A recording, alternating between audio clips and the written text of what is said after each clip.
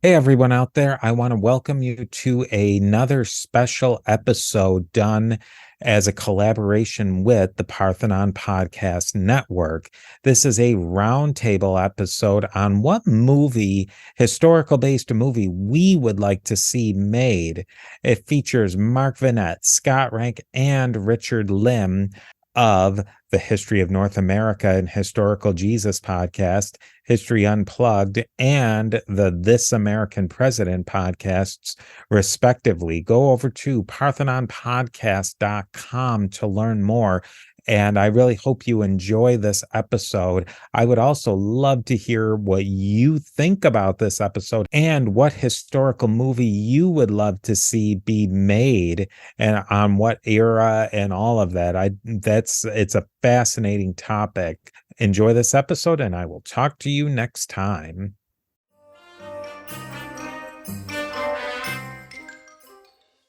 Hollywood is calling, and the top producers have a huge task. They want to know what movies history podcasters want to make. The sky is the limit. You can make a movie based on any historical event or character you desire. What will it be? We are here to find out what movies some of the top history podcasters in the genre today would choose to produce if they were given this amazing opportunity. We are joined today by Mark Vinet, host of two great podcasts, the History of North America and Historical Jesus podcast, Scott Rank, host of the History Unplugged podcast, and Richard Lim, host of This American President podcast. So we'll go through each one of our podcasters is going to make their pitch for their movie and describe it. And then as any good pitch meeting will go, the rest of us will try to pick all the faults in their particular choice of movie.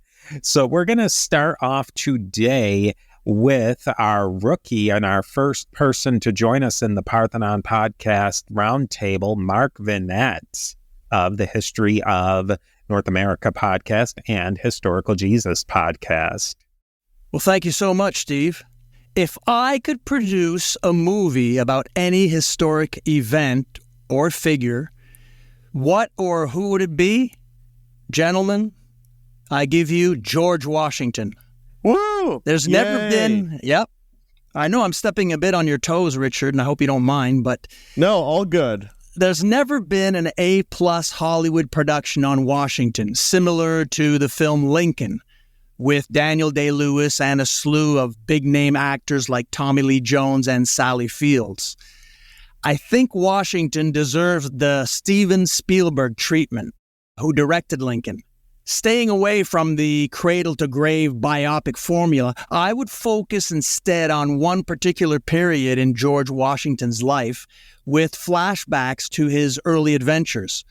Although I'm well aware that no such film could or would be made in this present-day statue-toppling era, this roundtable tonight has given me the opportunity to dream big, so American history can once again be celebrated on film. The title I would go for is simple: Washington. That's it, that's all. The plot of the movie begins and ends in Newburgh, New York, on March 15th, 1783, during the waning days of the American Revolution, with flashbacks covering the main events of 51 years of Washington's life from birth to 1783, including the traumatic death of his father in 1743 when he was just 11 years old. In 1751, while still a teenager, he embarked on his only trip abroad when he accompanied his older, beloved brother Lawrence to Barbados, hoping the climate would cure his brother's tuberculosis. Washington contracted smallpox during that trip, which immunized him, but left his face slightly scarred. Lawrence, unfortunately, died in 1752, and Washington leased the Virginia plantation Mount Vernon from his widow. He inherited the property outright after her death in 1761. Now, as a young man in 1753, Washington was appointed a special envoy on behalf of the British to the Ohio Valley to deal with the French and Iroquois Indians. The next year, he was promoted to lieutenant colonel and second in command of the 300-strong Virginia Regiment, with orders to confront French forces at the forks of the Ohio, which sparked the French and Indian War.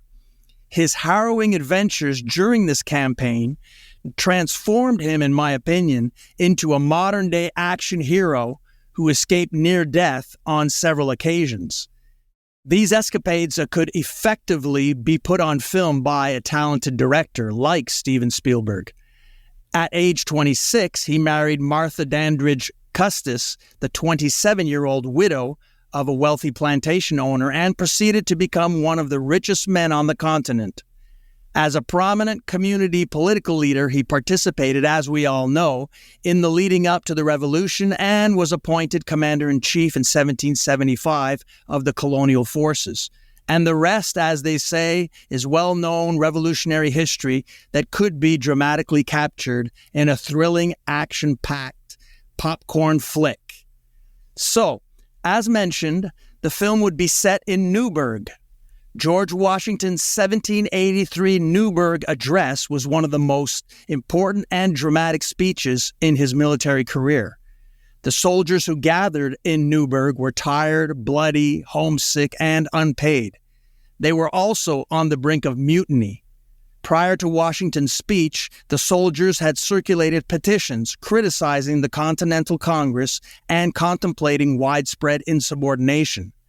When Washington heard of these mutinous rumblings, he was horrified. A large-scale mutiny by American soldiers would shatter the public's confidence in the military, vindicate Great Britain's skepticism about the American experiment, and tarnish the young nation in the eyes of the world. Explaining his decision to address the soldiers in Newburgh to Alexander Hamilton, Washington wrote, "I was obliged to rescue them from plunging themselves into a gulf of civil horror from which there might be no receding."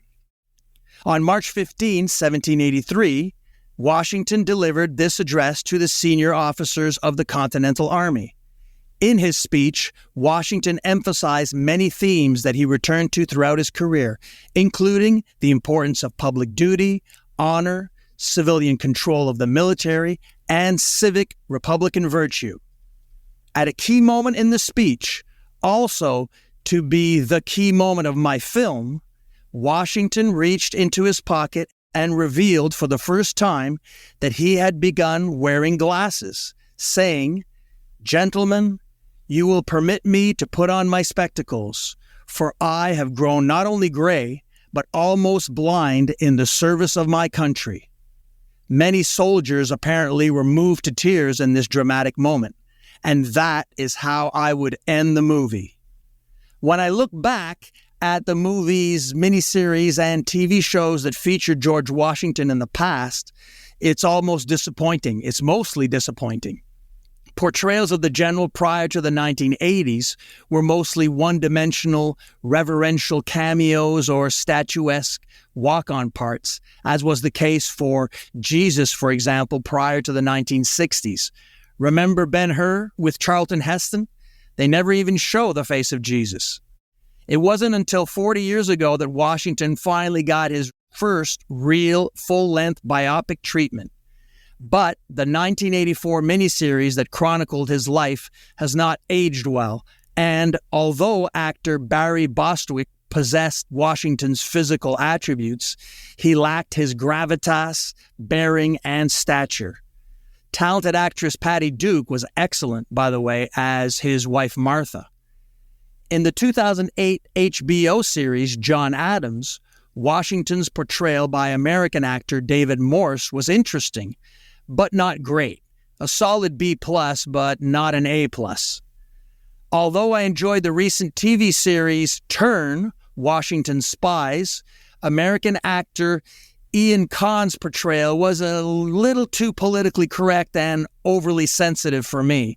The real General Washington was a tough dude and action-adventure hero, not some whimpering, introspective, soul-searching soy boy. My choice of actors for my big-budget blockbuster would include or could have included Liam Neeson or Hugh Jackman. but they are too old for the flashback sequences featuring a young Washington.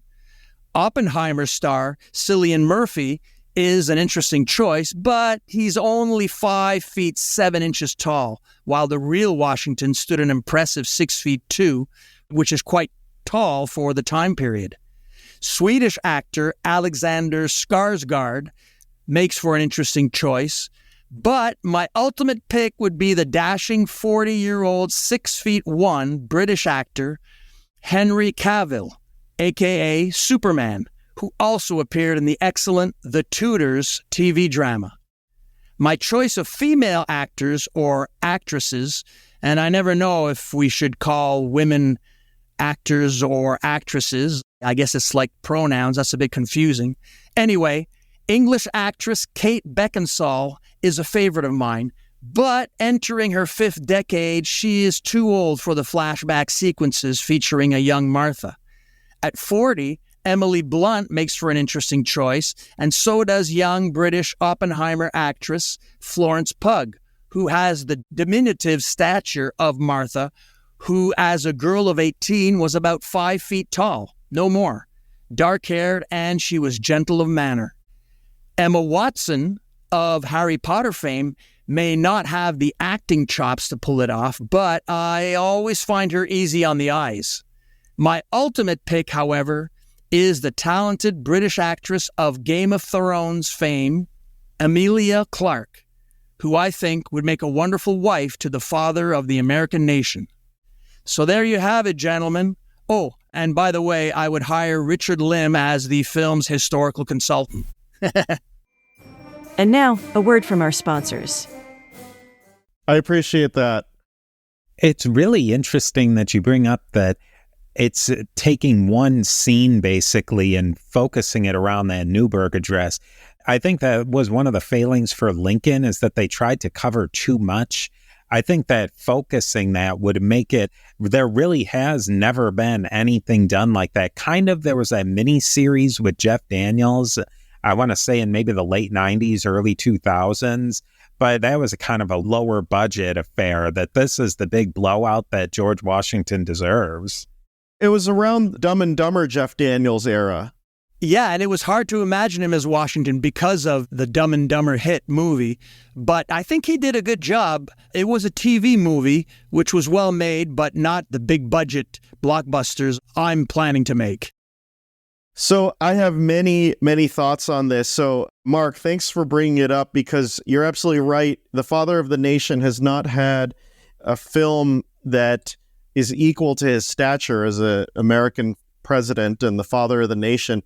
A few thoughts. The first thought is that I know a professor, and he teamed up with a screenwriter and actually wrote a script about the Newburgh conspiracy specifically. So there is a script out there, and the professor's name is James Kirby Martin, who's a wonderful man, great professor, and he specializes on that. So it's out there.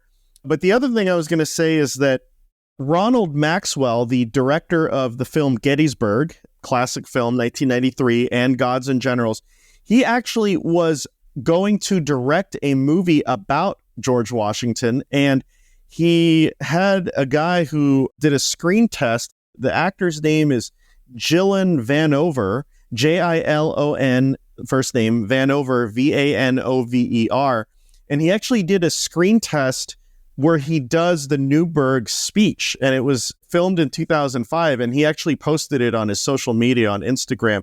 You can actually watch him doing the Newburgh speech. And so this movie was going to be made in 2005, and then it wasn't made, and so it's very unfortunate, but it would have been around the same time as the John Adams miniseries. And I think your recommendations are great. I never thought about Henry Cavill. I don't know how people feel about this, but I always felt that maybe a younger Christian Bale would have been a great choice for George Washington. He just kind of has, to me, he just kind of seems to have some of the same features as Washington did. And he's 6 foot, so he's a little short, but, he's not too short, I think, for the role. So I didn't know he was that tall. Yeah. So, he's kind of metamorphic. He played Dick Cheney, for crying out loud, in a movie. But at any rate, yeah, just some of those thoughts. But yeah, that it would be so fascinating. I wish they would have made the movie at some point. I'm imagining the American Psycho Christian Bale. Look at that powdered wig, the subtle off-white coloring, the tasteful thickness of it. Oh, yeah, a man can dream. But yeah, he could do anything. Now, do you guys think that a movie like this could be made in 2023 in our present political climate?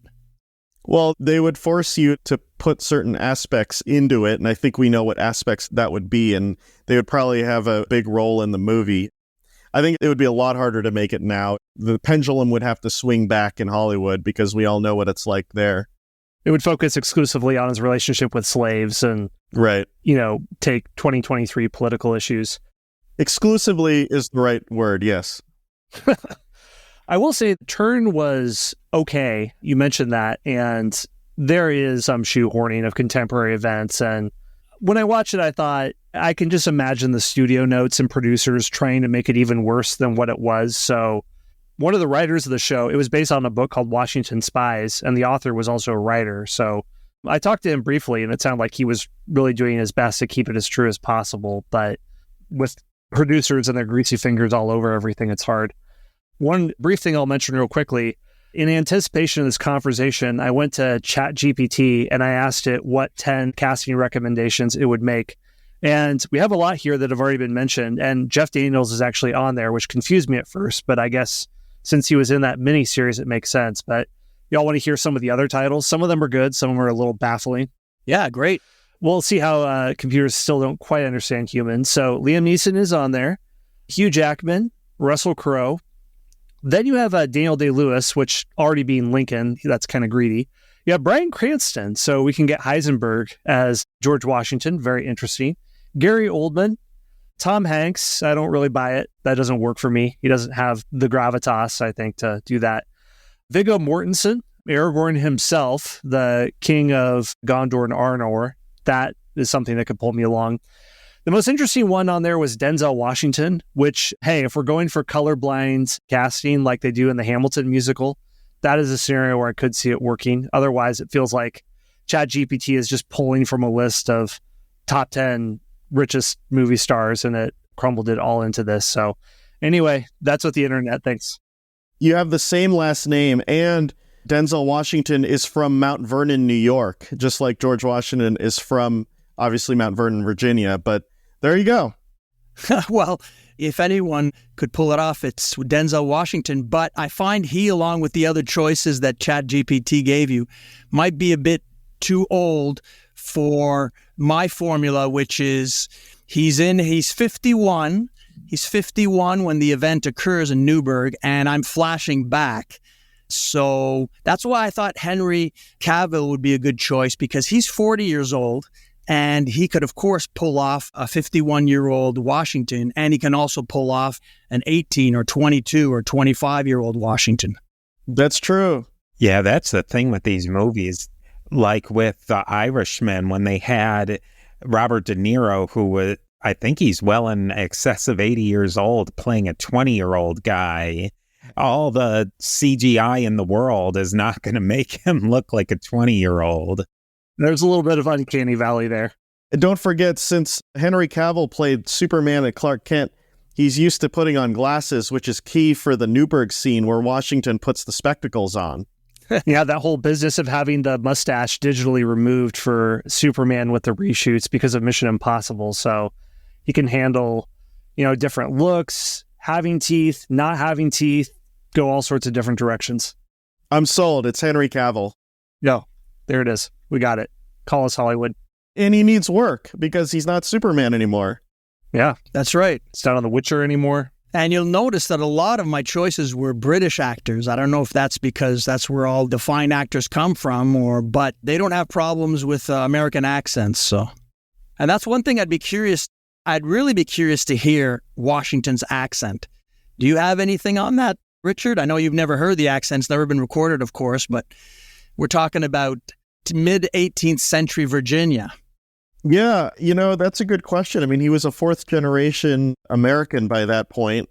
I mean, the most I know about his voice is that it was pretty breathy. He apparently, earlier in his life when he suffered from, I'm not sure what it was, tuberculosis or something, it kind of left him. But I've heard that he did have a British accent, so who knows? Well, yeah. His particular accent, there's a book I read about a year ago called Albion Seed, which I highly recommend, and it talks about the different migration patterns from England to America.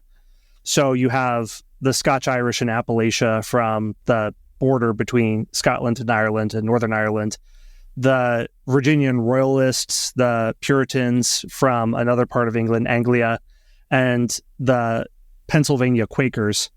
And each of these different populations mostly had a distinct accent, which they largely retained.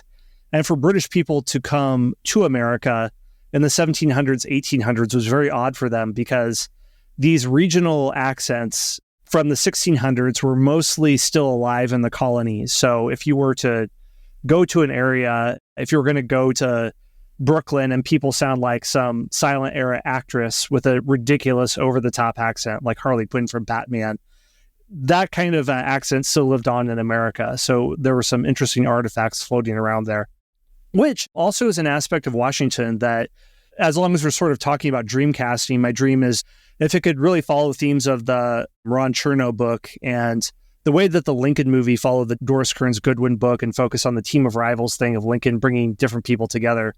I think Washington, you have an America that's really not America. You have people that don't really feel loyalty to a larger cause. They're just friends of convenience that have a common enemy.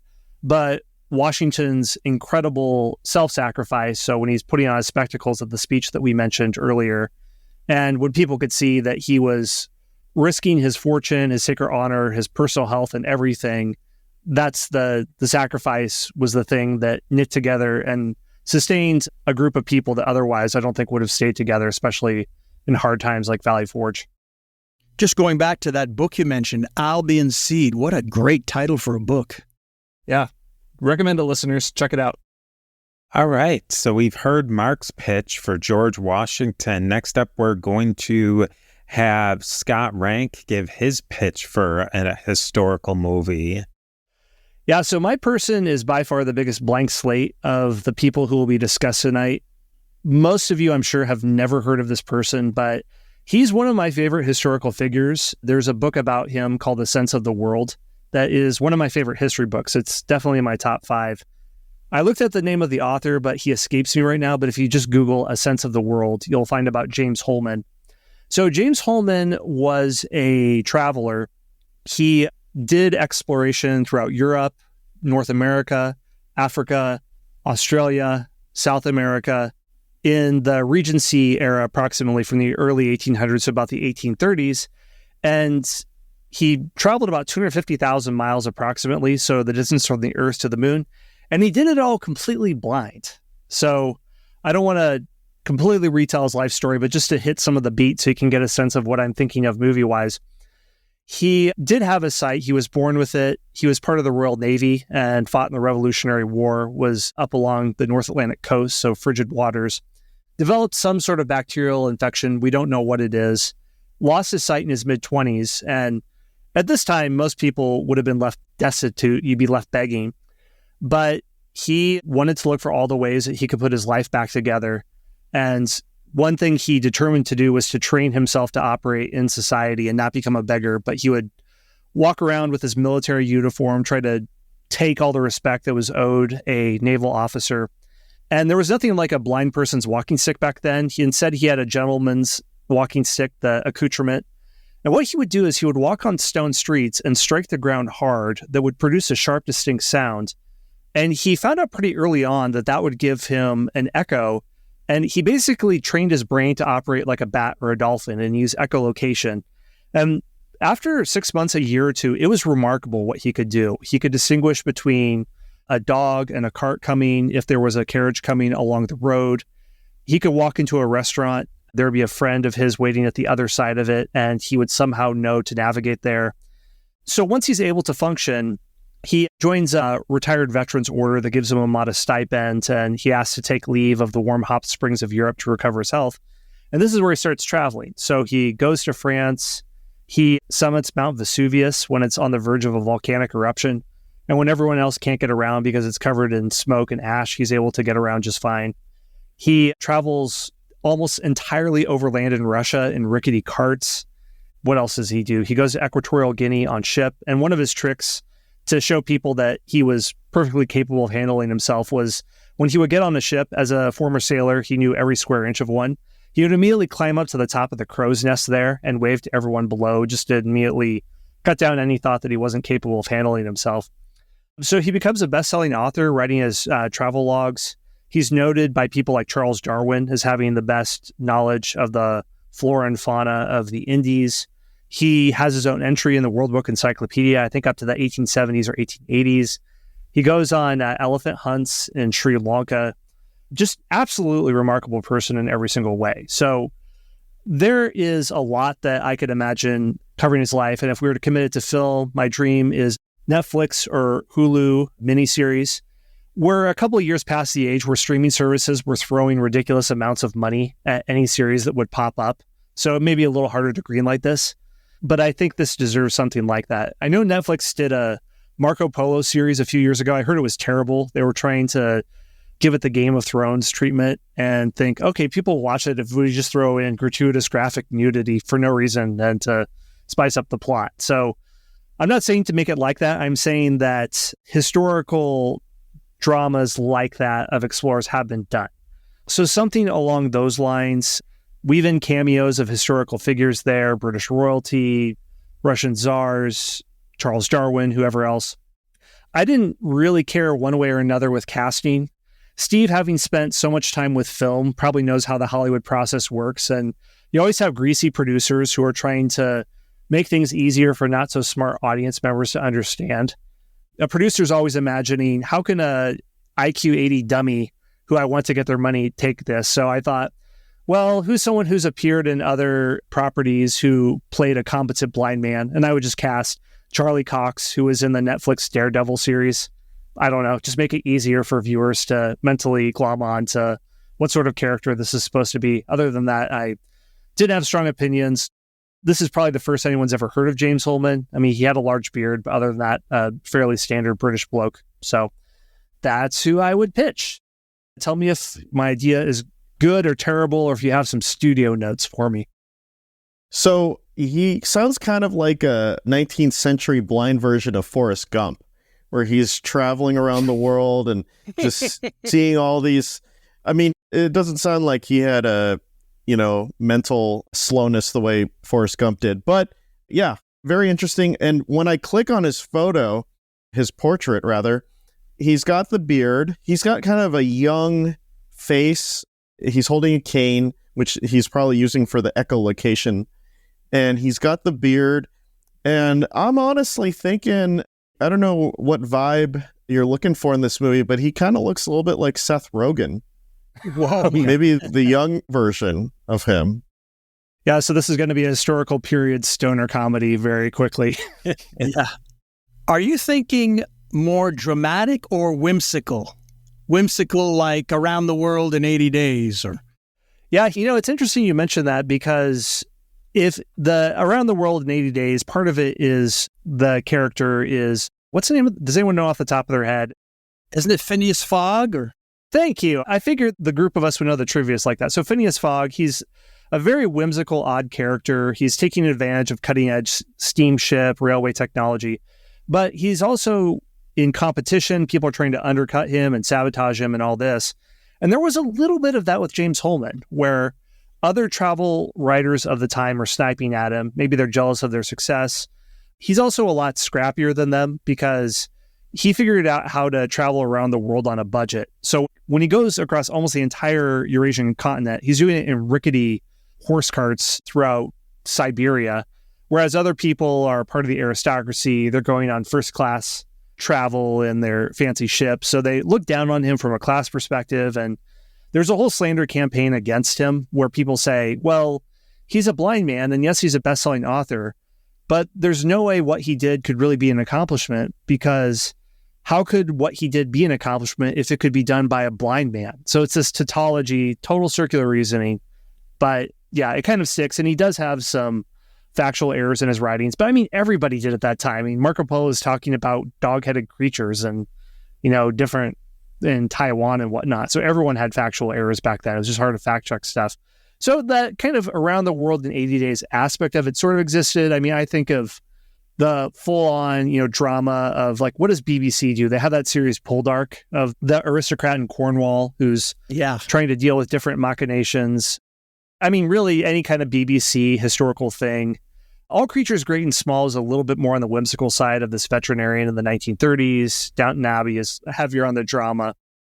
So I would go a little bit heavier on the drama side than at All Creatures Great and Small side of things. But I mean, whatever, I'm wish casting. By the time it's churned through a greasy producer's fingers, it's going to be CGI and there's going to be, I don't know, steampunk robots and all that stuff in there. So what do I know? I'll share with you, Scott, my choice or the lead actor that popped into my mind when I saw your idea. It was, and he's not even British, so he'd have to have the British accent, is Kevin Kline. I mean, Dick Van Dyke could do it, so other Americans can do it. I saw his age and saw, oh goodness, he's 75 years old, so I think he might be a bit old, but that's the actor that came to mind, Kevin Kline. Digital de-aging. It could be like The Irishman. Well, Robert De Niro, 80 years old. So, yeah, I mean, you can, like, some characters could just be straight up CGI now. Death doesn't have to, or age doesn't have to stop anything from happening anymore. I would watch this movie. I mean, he seems like a fascinating guy. It's going to be a window into the world in the early 19th century, literally the whole world. And here's a guy, I mean, he has a compelling story. I mean, in a time when technology was limited compared to today, he was able to get around and almost have like a superhuman ability. So I'd watch this movie. I mean, I'd watch George Washington first, that movie, but then I would watch this movie too. Yeah, it's name recognition does sell better. Well, yeah, so that's my James Holman pitch. But I would also watch a Norman Borlaug movie as well. Yeah. Going back to our previous episode. Plus, there's plenty of space in a movie like that to add in, to throw in a love interest or a jerky editor or something that he's always fighting against. And then you get the drama aspect, you have the love interest, all the other things that need to get shoehorned into something like this. And, then you have your next blockbuster hit. And traveling the world like he does, you could get financing from many different countries, so that would help boost the budget. Sort of like how after Kazakhstan was trying to recover from the embarrassment of Borat, they financed this Genghis Khan movie in 2006, which is a really good movie. They didn't recover from Borat, but we have that to thank for it. So if we can have them appear in different countries and the Sri Lankan Ministry of Tourism can kick in some investment funds, this thing will practically pay for itself. So it wasn't just a remake of The Conqueror. Is that the John Wayne flick? Or? Yeah, the John Wayne biopic on Genghis Khan. Best cast movie of all time. Oh. Yeah, no, you don't remake a classic like that. I've devoted 2 whole episodes to that movie. I think we talked about that, didn't we, Steve? Yeah, I don't think we're allowed to go through a Parthenon collaboration without mentioning The Conqueror at least once, no matter the subject. Speaking of mustaches, wow. I mean, I was surprised when I found out that John Wayne wasn't Asian. I saw him in other Westerns and thought, I feel a little conflicted about the whiteface they're doing with him here, but I don't know. I don't think there was a single Asian in that movie. No, it's wow. So yeah, listeners, just go on YouTube and look for clips of The Conqueror. I don't recommend watching the entire thing. I've done it a couple times. I had to do it at double speed because it's such a slog. But yeah, it'll blow your mind just thinking that this is a thing that existed and was made. That's all I have to say. And then wasn't that the movie they filmed it next to a nuclear testing facility and everybody died from it? Oh, they just got horrible cancer, that's all. It wasn't immediate death. It just gets worse and worse.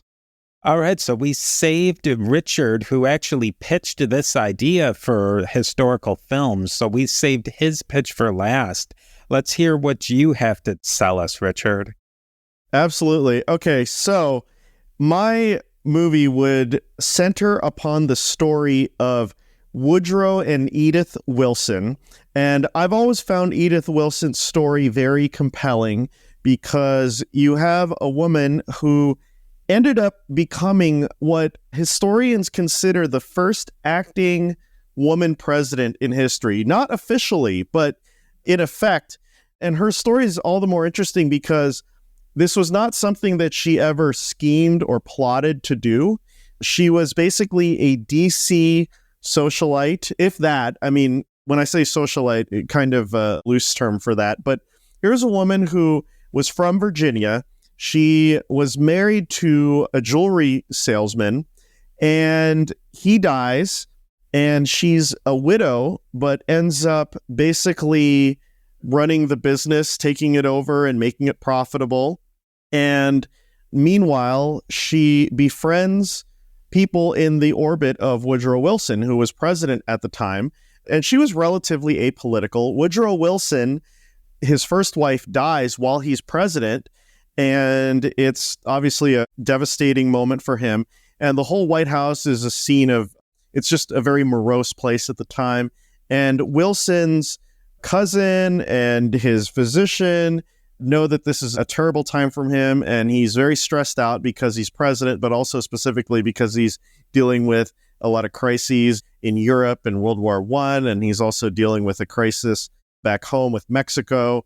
And during that time, they say, hey, let's introduce him to this lady, this widow, Edith Wilson. And they kind of set them up and bring her to the White House, and he's absolutely smitten. So there's the romance side of it.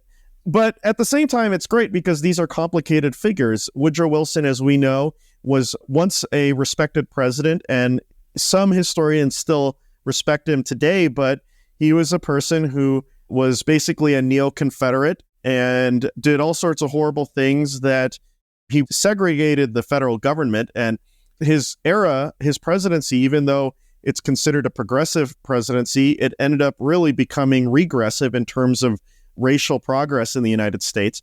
And so he's this complicated figure. Edith falls in love, or he falls in love with Edith, proposes to her. She says no, but he's persistent. And the fact that she says no showed that she wasn't like power-hungry woman trying to get power. But eventually they do get married. And then he suffers a stroke. And he suffers a stroke as he's trying to convince the American people to ratify, to support his League of Nations, which is his plan to not just end World War I officially, but to prevent all future wars from ever happening. So he's got this major messiah complex, and he has a stroke. And now Edith Wilson is afraid that if her husband gets too stressed out as president, that he's going to die.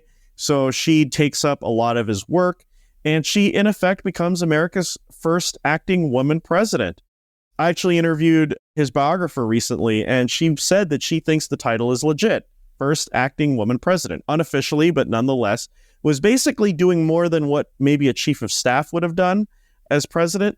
And one of the great ironies of this is that all of this happens right as women secure the right to vote with the 19th Amendment. And at the same time, they and no one else had any idea that there was a woman actually running the show. And another irony is that Edith Wilson was not a suffragist. She very much disdained the suffragists. So ironies all abound. Now, as far as who would play them, for Woodrow Wilson, I choose Benedict Cumberbatch because, first of all, he kind of has this long face. He's played historical figures before. He played Alan Turing in the movie Imitation Game. And so he's used to playing haughty, elitist academics, brilliant men, and that's what Woodrow Wilson, that's who he was. And when I was watching Wonder Woman, the first one with Gal Gadot in 2007, there's a sidekick, kind of comic relief sidekick. It's actually Chris Pine's assistant, his character's assistant. The character name is Etta Candy, but the actress, British actress named Lucy Davis. And as soon as I saw her, first of all, she was kind of dressed like a suffragette from the time. But when I saw her, I immediately thought, that's my Edith Wilson. That is her. So I would choose Benedict Cumberbatch and Lucy Davis to play them. And in addition to that, I was talking to a friend of mine about this. And so then the question is, do you play it serious? Do you play it straight? Or do you play it as comedy? And there's definitely a Weekend at Bernie's kind of potential here, because there's literally a scene. When I say a scene, this actually happened in history, where Woodrow Wilson is he's basically totally immobilized for the last year and a half of his presidency. And people start getting suspicious. Edith Wilson covers it up. And the Congress starts getting suspicious. So they actually send a delegation to visit Wilson to talk about a very specific subject. I think it was Mexico, a treaty with Mexico. But anyways, they go there. And so Edith Wilson and the Dr. Alan Grayson, they're all freaking out about what to do because Congress is going to see Wilson is not functioning. But they kind of coach Wilson and they kind of set it up where the delegation would meet Wilson, but it would be in a dark room where they couldn't really see him very well. And they just kind of tell Wilson what to say. And it plays out exactly the way, it's planned, where these congressmen go and meet him. And Wilson, it's in a dark room and they see him and he basically somehow he musters the strength to deliver exactly what the congressmen, what they needed to hear. And the congressmen see him, they're like, oh, I guess he's okay. But in reality, he's just kind of propped up and made to look okay, even though he's not really okay. But it's very Weekend at Bernie's. And it's great because I was telling a friend about it, and he literally said, you can make the movie, you can call it Weekend at Woodrow's. And he actually, if we want to play it as a comedy, instead of Lucy Davis playing Edith Wilson, we could have Rebel Wilson playing Edith Wilson. But if we want to make it serious, I think Lucy Davis would be perfect for the role. She was in the British office, wasn't she? And now, a word from our sponsors. Lucy Davis, yes, I believe she was, okay. Yes. Yeah. But anyways, there you go. That is my Woodrow and Edith Wilson. And I think, honestly, you could sell it. I mean, there's always been this fascination about, when is America going to have, her first woman president and all that. And one day, if it happens, it's going to be this big deal and all that stuff. But you can sell it as, hey, America kind of did have a woman president at one point. Here's the movie. And so there you go. You can either go the comedic route with Rebel Wilson or you could go the serious route with Lucy Davis. But I would need Benedict Cumberbatch in it. That's my main, condition. So anyways, there you go. That's my movie. Well, I'm going to give you a thumbs up on the choice of Benedict, that's for sure. Yeah, everything he's played these kind of neurotic geniuses that you just don't really like, but they're very complex and fascinating. If that isn't Woodrow Wilson, I don't know what is. Like Sherlock Holmes. Exactly. Played Sherlock for 7 or 8 years. It's Benedict is, no question, could do it as an actor, but pictures that I've seen of Woodrow Wilson, he is a hideously ugly man. And I thought, do you need to go for the casting route of someone who really gets cast for looking weird, like a Steve Buscemi or Willem Dafoe? I was thinking, too, another one that's a little outside of the box is Rami Malek, who was also an Oppenheimer. And then for an Egyptian-American actor to play it, that would set Woodrow Wilson spinning like a lathe in his grave. So consider that. Which I'll think we're okay with. You mentioned, Richard, his ranking has gone down over the past few years. I think he's getting it from both sides right now. Oh, yeah. Conservatives have abhorred him for a while, but now, I'm not a fan of violently taking down names and statues, but I didn't really shed a tear when Princeton got rid of the Woodrow Wilson name for their school. Yeah, I'm looking at the C-SPAN rankings, and in 2000, he was number 6, and in 2021, he's down to number 13. And I'm guessing back then, a few decades ago, he was lumped in with the achievements of the progressive era, so he's seen as being someone who's bringing America to the world stage, suffrage, yada, yada. But for the reasons we mentioned, his rank is going down. And I think another reason he was so high for so long, and this ties into the character of Edith didn't die until the 60s, and after Wilson's death, she was his hype woman for the rest of her life. So any important building, anything that's dedicated to him, anything that happens, she was there. This is what her biographer mentioned. And so for decades and decades and decades, you had a kind of like how the rapper has his hype man, Woodrow has his hype woman.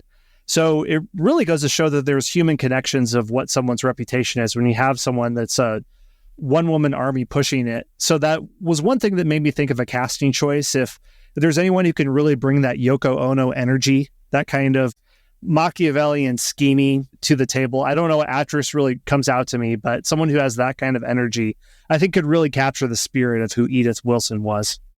That's a good point. Maybe that woman from Gone Girl. She's pretty schemy. I don't think she looks anything like I don't think she looks anything like a Rosamund Pike, but I was terrified of her character in that movie. I like the Yoko Ono reference. I mean, I was thinking Jackie Kennedy because she was the one that, did the whole Camelot thing for JFK. But you're right. Edith was his greatest advocate, and she lived to see JFK elected. In fact, when I was living in Virginia, I would have to drive over Woodrow Wilson Bridge every now and then and just daydream about that movie that I wanted to make about Woodrow Wilson and Edith Wilson. He was the last Virginia-born president, right? Yes, he was. Yeah. But yeah, and Woodrow Wilson is a president that I think people forget that they talk about the New Deal under FDR, a Wilson acolyte. They talk about the Great Society under Johnson, but Woodrow Wilson really laid the foundation for that. His New Freedom policy gave us the Federal Reserve. It gave us income taxes. It gave us the Federal Trade Commission. And that's not even talking about his foreign policy stuff, which is most famous for. So in terms of consequential presidents, he's about as high as any president. But of course, people kind of lump all of that under FDR or Johnson. But FDR was really trying to continue Wilson's vision. And the 1912 election, he actually beat out TR. He did. Who was running as a third-party candidate. Although I tend to look at it as TR kind of beat himself because he ran splitting the ticket that I think otherwise the Republicans usually had a majority. He ran as a bull moose candidate. But at any rate, yeah, I mean, that basically, I think, set Wilson up to win. But yeah, I just think it would be a fascinating movie because you have two fascinating figures. And I think there is, a bit of not to say that I'd really like to see Woodrow Wilson in any romantic context, but I mean, the fact of the matter is that he was absolutely over the moon about Edith Wilson. And Edith Wilson was a quite charming woman that people said good things about. But then here you have a situation where she's hiding her husband's health and concealing what's really happening from the American people. And for the rest of her life, kind of concealed what she called her stewardship. She said it was a stewardship where she was kind of taking up some of his roles in caretaking the presidency. But on her own right, she's a fascinating woman.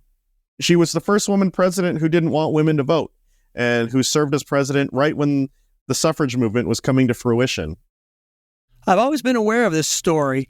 And a few years ago, I was in a DVD store, maybe 10 years ago, and I saw a DVD cover or box for a movie, and it was written in large letters, Wilson. And there was a woman on the cover. And I was in a rush, and without turning the DVD around and reading about the movie, I thought, oh, that must be President Wilson's wife, and that's what the movie must be about. Interesting. So I grabbed it.